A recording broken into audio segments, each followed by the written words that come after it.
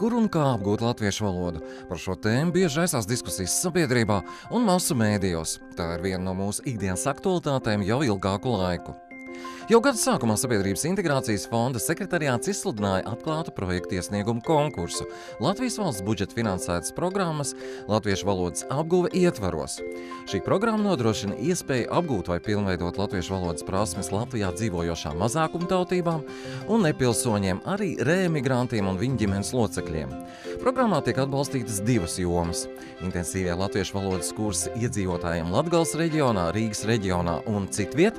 Otra atbalsta joma – latviešu valodas kursi reemigrantiem un viņu ģimenes locekļiem. Šoreiz mēs jums pastāstīsim par pirmo atbalsta jomu, kurā tiek īstenoti 14 projekti, kuru ietvaros 2 mācību gada laikā paredzēts apmācīt 2421 kursantu.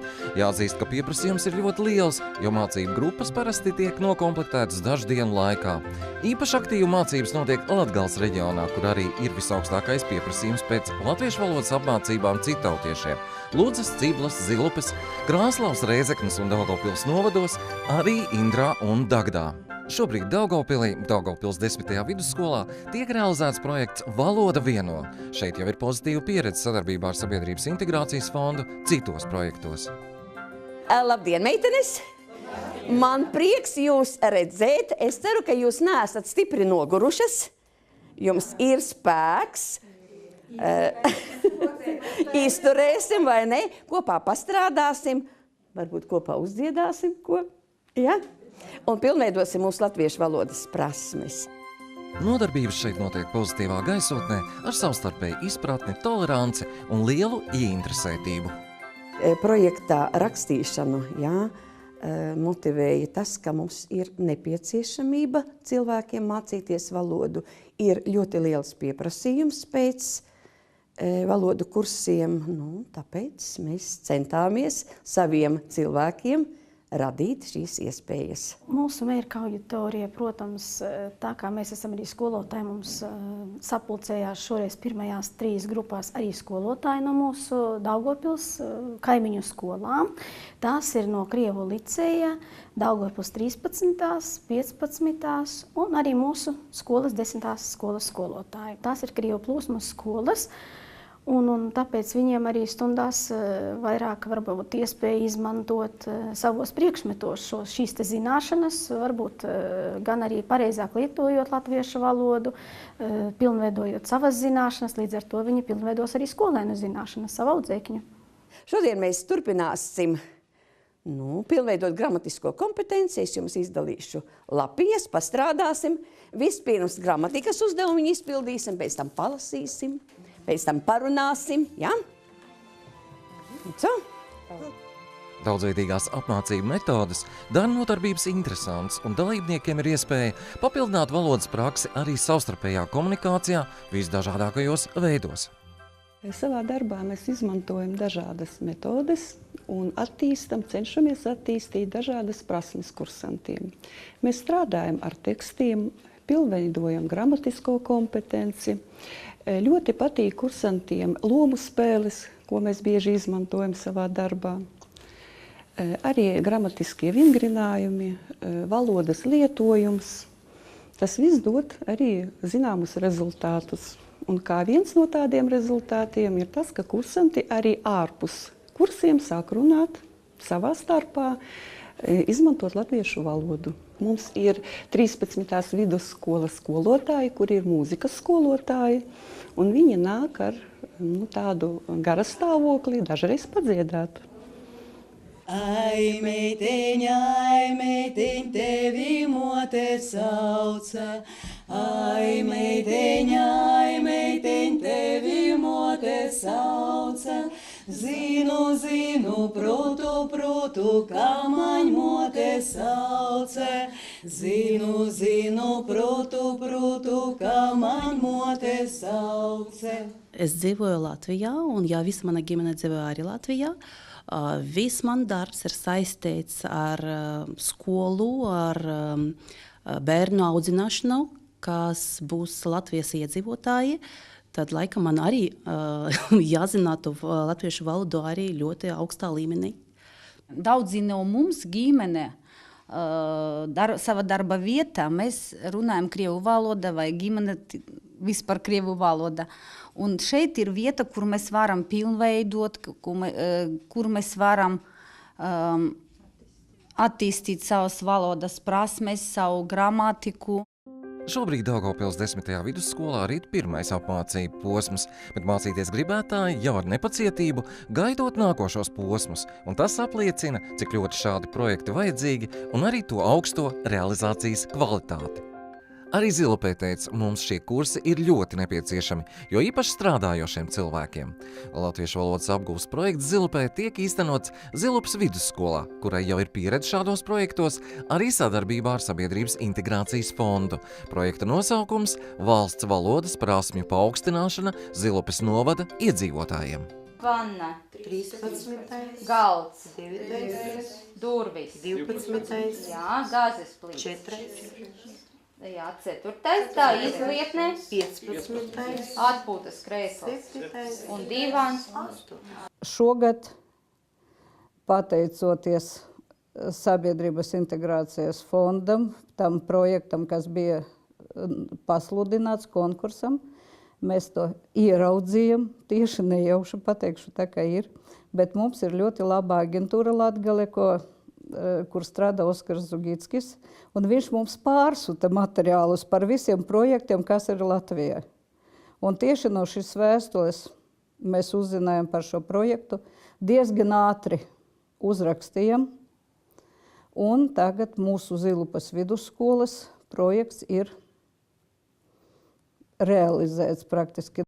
Kad mēs rakstījām programmas, mēs arī domājam un plānojam tā, lai cilvēki varētu pēc kursiem paaugstināt savas zināšanas par vienu pakāpi. Tātad, un sākumā notika testēšana, cilvēki rakstīja testu, un mēs novērtējam, pārbaudījām, un mums ir 3 grupas. Tātad, un katrā grupā, jā, tur jau mēs it kā runājam ar cilvēkiem, kā viņam ir ērtāk, kad nodarboties, jā, tad 2 reizes nedēļa, un tad katru dienu, tad 2 stundas mēs strādājam, mācāmies. Valoda šobrīd ļoti vajadzīga darbam. Ja tās nesot, varot rasties problēmas, teica Olga Jarošenoka. Programma mācībām esot ļoti rūpīgi izstrādāta un tās pilnveidē izmantoti daudzi avoti. Mēs izmantojam arī Lat2 grāmatas pieaugušajiem. Tur dažiem līmeņiem arī ir domātas grāmatas. Video materiālu mums daudz, ierakstu, disku. Bieži izmantojam raidījumus dažus, jo kabinetos ir televizori, datori ir, viss ir aprīkots, tāpēc iespēju ir daudz. Man patīk runāt latviski, un šeit mēs varam daudz runāt. Otrakārt, es gribu paplašināt savas vārdu krājumu, un man ļoti patika mūsu skolotāja, un ir liels prieks ar viņu strādāt un runāt, un tāpēc es esmu šeit. Šodien mēs uzzīmējam cilvēciņu, kuram ir ķermeņu daļas. Piemēram, katram cilvēkam ir māti, uzācis, acis, deguns, ausis, vaigi, mute, zods, kakls, plaukstas, naba, gurni, kājas, kājām ir ceļi, pēdas, rokām ir pirkstiņi un plaukstas, elkoņi.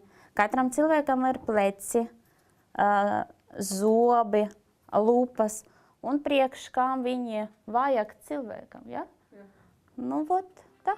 Un kas svarīgi? Pēc kursiem, ja cilvēks to vēlas, viņš var kārtot latviešu valodas eksāmenu. Projekta ietvaros tas ir paredzēts. Tā esot laba iespēja ne tikai apgūt valodu, bet arī iegūt attiecīgo valodas zinību kategoriju, tā teica Zilupē.